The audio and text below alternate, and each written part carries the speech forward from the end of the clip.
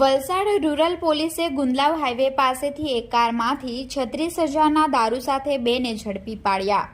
તારીખ 5 માર્ચ મંગળવારના રોજ 4 કલાકે મળતી માહિતી મુજબ વલસાડ રૂરલ પોલીસની ટીમ પેટ્રોલિંગમાં હતી, જે દરમિયાન પોલીસના જવાન માધુભાઈ કનુભાઈ, કૃપાલસિંહ રામદેવસિંહ તેમજ ઘનશ્યામસિંહ બળવંતસિંહ મંડલાવત નાઓને બાતમી મળેલ કે કાર નંબર GJ05RL1150 માં વિદેશી દારૂ મુંબઈથી સુરત જવાનો હોય, જે બાતમીના આધારે રૂરલ પોલીસની ટીમે ધમડાચી પીરુફળિયા હાઈવે પર બાતમીવાળી કારની વોચ ગોઠવી હતી, જે દરમિયાન બાતમીવાળી કાર આવતા પોલીસે ઊભી રાખવાનો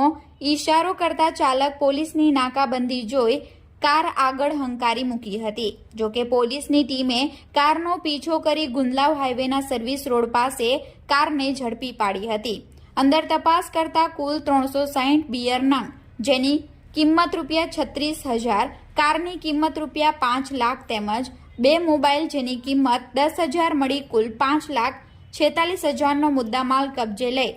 ચાલક બાળકિશોર તેમજ બાજુમાં બેસેલ પ્રતાપભાઈ, હમીરભાઈ, રામભાઈ લેવાને ઝડપી પાડી માલ ભરાવનાર અજાણ્યા ઈસમને વોન્ટેડ જાહેર કરી રૂરલ પોલીસ મથકે ફરિયાદ દાખલ કરી છે।